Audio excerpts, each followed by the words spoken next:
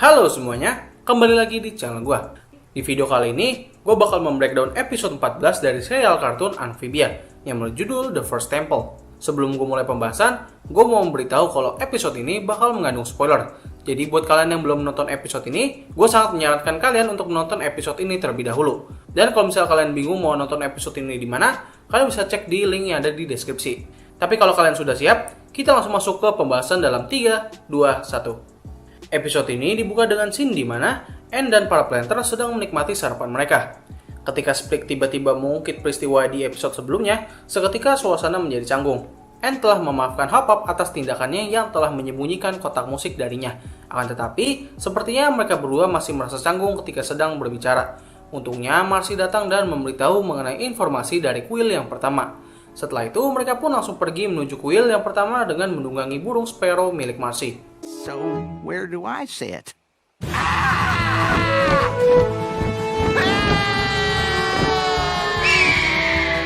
Dalam perjalanan, Marcy menjelaskan betapa bahayanya kuil ini. Bahkan rumornya, belum ada satupun amfibia yang berhasil selamat dari kuil ini. Namun justru hal ini membuat Marcy menjadi lebih bersemangat. Di sisi lain, Anne merasa sangat khawatir dengan tingginya antusias Marcy dalam menghadapi kuil ini. Karena ketika Marcy terlalu bersemangat, ia akan terjebak dalam zonanya sendiri dan mengabaikan sekitarnya. Long story short, mereka pun sampai di depan kuil yang pertama. Speaking of temples, I think you way overhyped this place. No. That's the temple.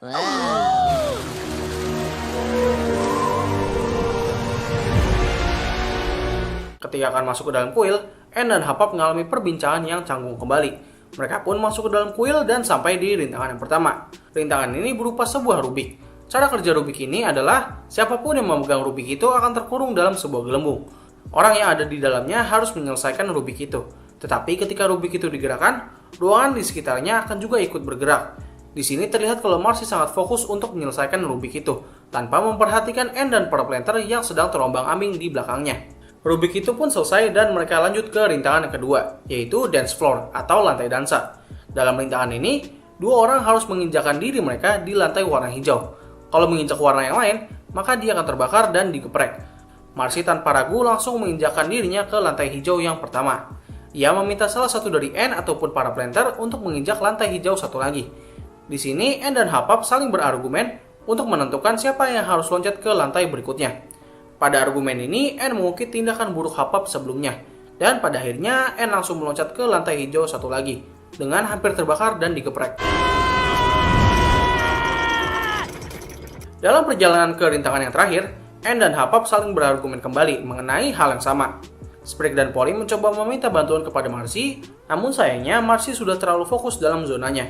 Dan akhirnya mereka pun sampai di rintangan terakhir, yaitu permainan catur bernama Flipboard. Oh iya, catur ini sama persis dengan catur yang pernah ditunjukkan ketika kita diperlihatkan sosok King Andreas pertama kali. Ini diperkuat dengan perkataan Marcy di mana ia bilang kalau dirinya sering bermain catur ini dengan King Andreas. Namun yang membedakannya adalah catur milik Andreas memiliki bidak yang mirip Anne dan Marcy.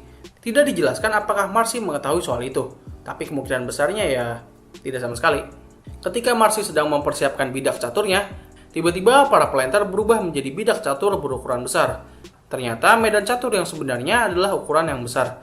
Anne juga berubah menjadi bidak catur, tetapi ia malah menjadi milik musuh. Marcy dengan seriusnya berusaha memenangkan tantangan ini. Ketika ia akan menang, tiba-tiba catur milik musuh bertindak curang.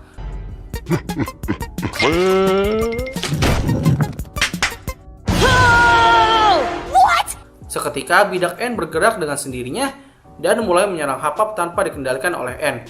Di momen ini, Anne mengungkapkan kalau dirinya membutuhkan waktu sendiri untuk melupakan semua kejadian di episode sebelumnya. Ia dan Hop-Up tidak bisa berpura-pura kalau konflik mereka telah hilang sepenuhnya. Karena dalam diri Anne, dia masih belum bisa melupakan tindakan buruk Hop-Up, meskipun ia sudah memaafkannya.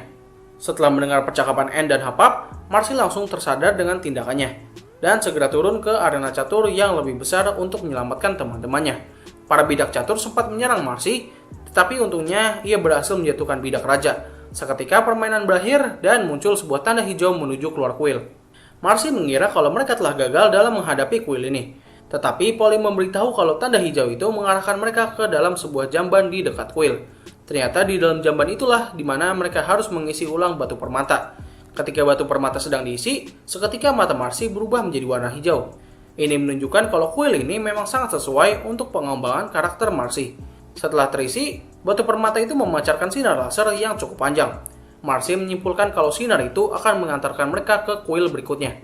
Sementara itu di Utopia, Jenderal Yunan datang untuk memberitahu King Andreas bahwa situasi politik sedang memburuk. Belum lagi sang pengkhianat yaitu Grime masih berkeliaran. Tiba-tiba Andreas mendapatkan pesan dari Marcy bahwa ia berhasil mendapatkan batu permata yang pertama. Dia pun langsung meninggalkan ruang kerajaan dan menuju ke dalam ruang bawah tanah.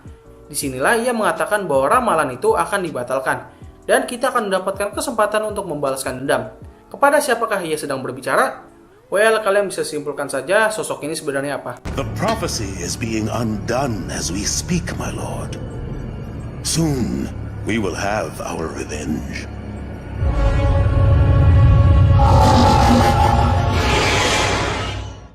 Oke, jadi begitulah seluruh cerita dari episode 14 kartun Amphibia yang berjudul First Temple. Selanjutnya mengenai pembahasan. Kita mulai dari scene di mana mereka berhasil mengisi ulang batu permata. Terlihat kalau mata Marcy sempat berubah menjadi warna hijau dan seketika mulai hilang. Di sini muncul pertanyaan, apakah batu ini memberikan Marcy semacam kekuatan atau malah mengambil kekuatan yang sudah ada di dalam diri Marcy? Kalau dilihat lebih detail, kita bisa melihat kalau warna hijau dari mata Marcy mulai menghilang seperti cairan yang sedang diambil. Ini memberikan dugaan kalau batu permata itu sedang mengambil sesuatu dari Marcy, entah itu kekuatan atau hal yang lain. Berikutnya soal pemberitahuan dari Jenderal Yunan. Jadi pada saat Jenderal Yunan bertemu dengan King Andreas, dia mengatakan kalau kondisi politik sudah mulai kacau. Para pemberontak yang awalnya hanya dalam bentuk kecil, sekarang mulai menjadi kelompok yang cukup besar dan memberikan ancaman.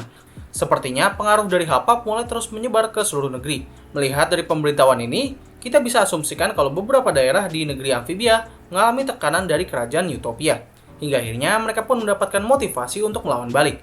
Lalu pemberitahuan yang kedua mengenai Toad Lord, atau kita sebut lebih mudah aja sebagai Raja Kodok, ingin melakukan pertemuan. Jenderal Yunan menganggap bahwa ini merupakan sebuah pertanda buruk. Namun yang menjadi pertanyaan adalah, siapakah sang Raja Kodok ini? Apakah ia memiliki kedudukan yang sama dengan King Andreas, atau malah sebaliknya? Raja Kodok memiliki kedudukan yang lebih tinggi daripada King Andreas.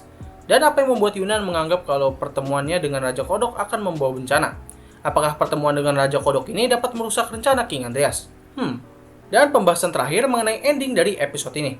Andreas mengatakan kalau ramalannya akan segera dibatalkan. Sebenarnya ramalan apa sih yang dimaksud dengan King Andreas ini? Dari beberapa sumber yang gue cari, banyak yang menganggap kalau ramalan yang dimaksud King Andreas tergambar di akhir dari opening Amphibia. Tidak hanya itu saja, gambar ramalan ini juga terlihat di episode ini. Ketika para geng baru pertama kali masuk ke dalam kuil, terdapat gambar ramalan di salah satu dinding yang cukup gelap. Gue perlu meningkatkan brightness dari gambar ini untuk bisa melihat kalau misalnya gambar ini merupakan ramalan yang ada di opening Amphibia. Jadi dalam gambar ini terlihat ada 3 orang gadis yang sedang berhadapan dengan seekor kodok raksasa. Kalian pasti sudah bisa menebak siapa 3 gadis ini tanpa perlu gue kasih tahu. Namun yang jadi pertanyaan sampai sekarang adalah, siapakah sosok kodok raksasa ini? Pastinya ini bukanlah King Andreas, mengingat ia adalah seekor salamander. Dan yang terakhir mengenai makhluk yang sedang berada di hadapan King Andreas. Selama skrip video ini dibuat, gue masih belum bisa menemukan teori yang cukup kuat mengenai siapakah sosok di akhir episode ini. Mungkin yang paling mendekati adalah sosok ini merupakan kodok yang ada di gambaran ramalan sebelumnya. Oke, gue tahu. Terlihat kalau mata kodok yang ada di gambar ramalan tidak sebanyak yang ada di akhir episode ini. Namun bisa saja, sang kodok ini telah mengalami perubahan dan mengakibatkan dirinya memiliki penampilan seperti itu. Well, semakin hari sepertinya Amphibia terus memberikan kita banyak pertanyaan ya. Gue sangat gak sabar menunggu episode akhir dari season kedua ini, yang berjudul True Color. Oke, mungkin cukup sekian dari video gue kali ini. Terima kasih atas waktu yang telah kalian luangkan untuk menonton video gue. Gue undur diri, sampai ketemu lagi di video selanjutnya.